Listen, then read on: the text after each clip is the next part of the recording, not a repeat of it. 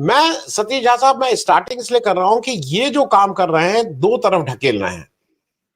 या तो ये दुनिया को ढकेलना है विश्व युद्ध की तरफ, या ये अपने यहां कुछ इतना अनरेस्ट करवा ले रहे हैं कि जैसे डिवाइडेड ओपिनियन हो गया। दुनिया के कई देशों में, भारत में भी हम लोग ये फेस कर रहे हैं कि दो, आपके घर में दो ओपिनियन इतने डिवाइडेड हैं कि आप आपस में बैठ के बात नहीं कर सकते। तो उसको गृह युद्ध बोलिए, उस तरह की कुछ हो रहा है। अमेरिका में जो भी ये अभी ट्रम्प जी कर रहे हैं, इसका पूरे विश्व पे इसका असर पड़ रहा है। और जेलेंस्की का जो वो हुआ, उसके बाद जेलेंस्की जब यूरोप आए, यूरोप वाले उनके पीछे बिल्कुल अलाइन किए हैं। अब जर्मन का जो चांसलर इन वेटिंग है, वो भी कह रहा है कि नहीं, ऐसा थोड़ी ही, हम लोग भी दिखा देंगे, ऐसा थोड़ी छोड़ना है। इन सब पे सतीश झा साहब, पुतिन साहब से इतना ज्यादा यारी क्या हो गई इनकी, ट्रम्प जी की? What is the glue? वो फेविकॉल का वो कौन सा जोड़ है कि जो इनकी इतना फेविकॉल जैसी दोस्ती एकदम से हो गई है, सतीश झा साहब? देखिए, हम कहते रहे आपसे कि ट्रम्प जो है वो उसकी सीरत बादशाहत की है। वो राजा नहीं है, वो महाराजा है। जितने राजा है उसके अंदर है। उसका पूरा व्यवहार ऐसा रहा है। लेकिन पहली बात आपको बताऊं, अमेरिका का क्या विशेष एक नजरिया रहा है देखने का।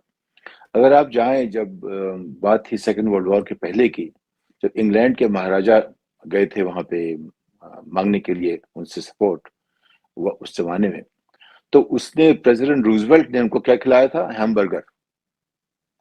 वो उसका कहने का तरीका था, वो डिप्लोमेसी थी। उनको खाना नहीं दिया, हैमबर्गर खिलाया खाली। तो ये जो है एक डिप्लोमेटिक तरीका एक जमाने में हुआ करता था। लेकिन ट्रम्प डिप्लोमेसी समझते नहीं ज्यादा। ट्रम्प को ये है कि मैं बादशाह हूं और तुम सब छोटे। अभी एक और वाकया हुआ, जब इंग्लैंड के प्राइम मिनिस्टर, यूके के प्राइम मिनिस्टर पहुंचे, स्टामर स्टामर जब कुछ जवाब दे रहे हैं, तो ट्रम्प ने उनको कहा दैट्स एनफ, बीच में काट दिया उनकी बात को। वो ऐसा जैसे कि वो हेडमास्टर हैं, बाकी स्कूल के बच्चे हैं। उनका व्यवहार सबके साथ ऐसा है। इस तरह से देखिए आप, तो रेन भाई ने ज्यादा कुछ ना कह के अपना बेइज्जती से बचा लिया। उन्होंने जिस तरह इंसल्ट किया है, आज इंग्लैंड में तमाम लेख छपे हैं कि किस तरह ट्रम्प ने स्टामर की ह्यूमिलिएट किया और क्या ऐसा होना चाहिए था। अब कुछ लोग कहते हैं, स्टामर के सपोर्टर तो कहेंगे वो अच्छा कर रहे हैं, लेकिन सभी जानते हैं कि इस तरह से ह्यूमिलेट किया गया उसको, स्टामर को, वो अपने आप में अजूबा है। ऐसा कभी पहले नहीं हुआ था। और उनके पास कोई चारा नहीं था कि कहने के अलावा कि हाँ साहब आप ठीक कह रहे हैं, हंसते रहिए, मुस्कुराते रहिए। उनका ये कहना था कि मैं कुछ भी कहूँ, आप मुस्कुराते रहिए। जो मुस्कुराते नहीं, उनकी मुश्किल हो जाती है। जेलेंस्की की मुश्किल ये थी कि वो अपने स्टाइल में वहां गए थे कि जैसे कि मैं ही दुनिया में आज डेमोक्रेसी का रखवाला हूं, और आप सबको जानना चाहिए कि रूस जो है वो एंटी डेमोक्रेटिक है। आपके पास कोई चारा नहीं मेरे पास रहने के सिवा। और वो इस तरह से चल रहे हैं कि मैं सही हूं, दुनिया गलत है। वो अपनी कमीज दे के पहुंच गए। अब वहां की जो व्हाइट हाउस की भी कुछ अपनी एक परिपाटी है। उसमें ये तय होता है कि आप कैसे कपड़े पहन के जाएंगे। पूरा एक अटायर जो है एक बहुत बड़ा हिस्सा होता है प्रेजेंटेशन का। तो ठीक है, अगर हम ऐसे कपड़े पहन के जाएंगे जैसे गांधी जी गए थे इंग्लैंड के दोस्तान के महाराजा के पास, तो सवाल पैदा होगा कि भाई आप ऐसे कपड़े क्यों पहनते हो। हमें उससे कोई ऐतराज नहीं है। अगर हमारा व्यवहार सामान्य से अलग है, तो लोग उस पर करेंगे, उस पर कोई ऐतराज बात नहीं है। लेकिन उसके बाद जो कुछ हुआ है, जिस तरह से जेडी वैंस ने उसके बारे में बोला, और जिस तरह से आप झगड़ा करने लगे जेलेंस्की और ट्रम्प, और जिस तरह जेलेंस्की ने जवाब दिया, उसमें दो खेमे बढ़ चुके हैं। एक खेमा कहता है जेलेंस्की सही है, और दूसरा कहता है ट्रम्प सही है। वो ट्रम्प क्यों सही है कि वो अमेरिका ने इतना पैसा दिया है। दूसरा कहता है कि भाई खून पैसे से बड़ा है। तो जेलेंस्की जो कर रहा है, यूक्रेन की रक्षा करना हमारी दुनिया का धर्म है और कर्तव्य है। एक तो खेमा वो हो गया। दूसरा ये हो, अमेरिका जो है अगर पैसे नहीं देता, युद्ध में के लिए सामान नहीं देता, असला नहीं देता, कुछ नहीं हो सकता था। तीसरा ये है कि अमेरिका कहता है लड़ो भी, और फिर हाथ खींचता रहता है। एक तीसरा खेमा है, जैसे कि बाइडेन ने कहा लड़ो, कुछ हथियार नहीं दिए, यानी कि वो चाहते हैं लड़ाई चलती रहे, और इसमें मरेंगे तो या तो रशियन या यूक्रेन के लोग, या कुछ एक लोग कोरियन के आ जाएंगे जो बाहर उनकी मदद करने के लिए आए, कोई ना कोई तो मरेगा। लेकिन खून उतना इंपॉर्टेंट नहीं है इस बड़ी लड़ाई में, जो बेसिकली एक मिलिट्री इंडस्ट्रियल कॉम्प्लेक्स की लड़ाई है आज के कॉन्टेक्स्ट में देखिए। तो आप पूछ रहे हैं कि पुतिन के बारे में ऐसा क्यों है। पुतिन से रिश्ता ट्रंप का इतना घनिष्ठ सा है, उसकी एक वजह क्या है कि ट्रंप 4 बार बैंकरप्ट हो चुके हैं। उनको बैंकरप्सी से बाहर निकालने में रूस के लोगों का बहुत बड़ा योगदान है। जो कि एक कहानी है जो कि चर्चा सुनता रहता हूं मैं। करीब $6 बिलियन उनको रूस से मिले हैं पिछले पुतिन के ज़माने में, 6 बिलियन के आसपास। जो उन्होंने एक अपना इनकम टैक्स दिखाया था किसी साल का, उसमें $1 बिलियन का लॉस दिखाया है। 1 बिलियन, 1000 मिलियन का लॉस था, करीब 960-70 के आसपास उतना लॉस उन्होंने दिखाया था। उतना लॉस आप दिखा दोगे तो अगले कई साल तक आपको टैक्स की जरूरत नहीं पड़ेगी, इसलिए दिखाया गया। उन सब में रूस का हाथ बताया जाता है। तो उनका जो रिश्ता है बहुत घनिष्ठ है, बहुत व्यापारिक व्यावसायिक रिश्ता रहा है। उनके जो अपार्टमेंट्स फ्लोरिडा के हैं वो उन्होंने रशियंस ने उनको बेचे बहुत सस्ते, या उन्होंने रशियंस को बेचे बड़े महंगे। दोनों तरफ पैसा कमाते हैं। तो यानी हर जगह पैसा कमाने के बाद भी ट्रंप हमेशा बैंकरप्ट रहते हैं। उनकी आज की जो आमदनी इसलिए है कि उन्होंने नाम बना दिया ट्रंप टावर में उनकी कोई उनकी ओनरशिप नहीं है। ट्रंप टावर में सिर्फ उनको मिलता है पैसा, 1-2% या 5% जो मिलता है वो इसलिए उनके नाम का इस्तेमाल किया जा रहा है। तो जो आमदनी साल की होती है उसमें कुछ परसेंट, जैसे कि हयात होटल है या तमाम अमेरिकन होटल हैं, तो मैनेज करते हैं वो, और उस आमदनी में जो भी आमदनी होती है उसका 5-6% देते हैं। उसी तरह ट्रंप भी बन गए। तो वो अपना नाम कर लेते हैं, हयात मैनेजमेंट कर लेता है, मैरिट मैनेजमेंट कर लेता है, लेकिन ट्रंप अपने नाम कर लेते हैं।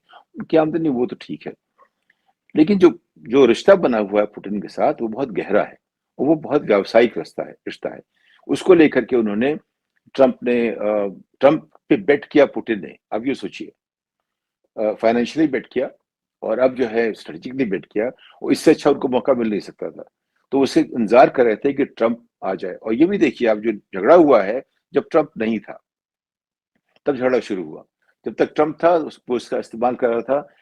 आपको जो 4 साल जो ट्रंप के थे, क्या हुआ? सिर्फ यूक्रेन की बात होती थी। रूडी जूलियानी वहां गए कि पता करने के लिए कि कैसे बाइडेन को फंसाया जाए। उनको मालूम था बाइडेन आएगा, हंटर बाइडेन आएगा, ये हंटर बाइडेन का जिक्र करते रहे। यूक्रेन अपने आप में एक तरह से देखिए तो बहुत बड़ा एक ज्योग्राफी रही है, एक मसला रहा है अमेरिका की पॉलिटिक्स में।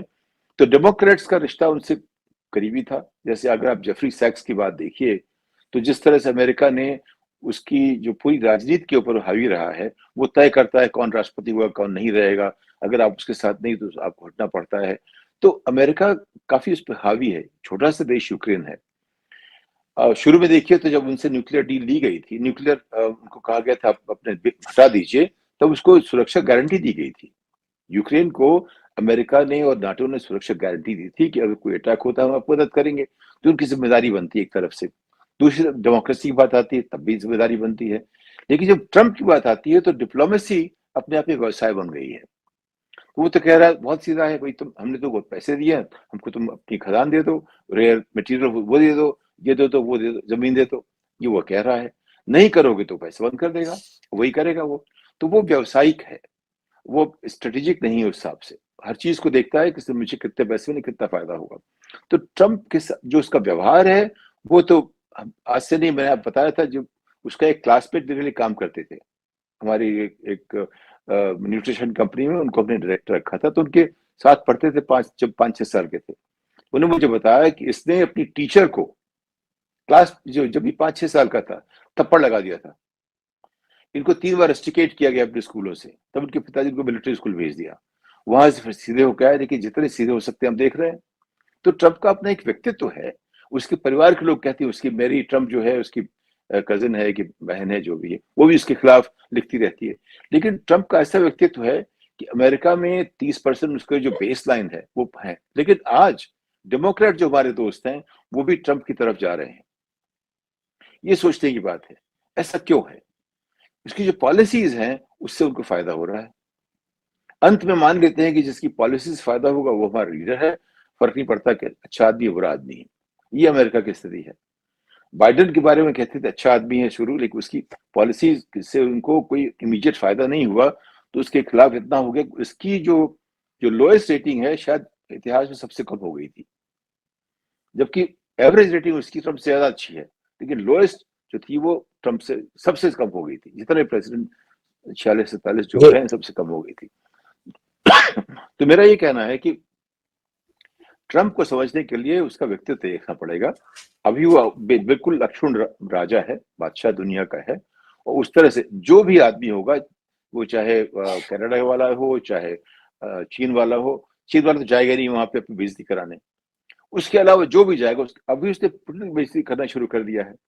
पुतिन तक को कहा कि नहीं करोगे तो मैं तुम्हारा ख्याल कर लूंगा, तुम देखना क्या होता तुम्हारा। वहां तक बात उधर ही पहुंच गई है। तो ये हर तरफ से बताना चाहता है अब मैं बादशाह हूं और मुझसे बड़ा कोई नहीं है, तुम अगर मेरी बात नहीं मानोगे तुम्हें कुछ ना कुछ भोगना पड़ेगा। तो ये मान लीजिए अमेरिका का आज पर्सपेक्टिव है। और जेलेंस्की को समझना चाहिए था, अगर नेटो इसका कुछ नहीं कर सकता बिना ट्रंप के, लेकिन यूरोप सपोर्ट भी नहीं कर सकता है। यूरोप का अपनी कोई सीमा तो है नहीं, सेना तो है नहीं, सब नाटो करता है। यूरोप में मिलिट्री तो है नहीं, ना फॉरेन पॉलिसी है। आज बात क्या हो रही है, Europe should have a foreign policy, Europe should have it's military, ऐसी बातें हो रही हैं। वो तो एक दिन में होती नहीं है। तो इस आज की स्थिति में अमेरिका ही निर्णायक इन चीजों का है।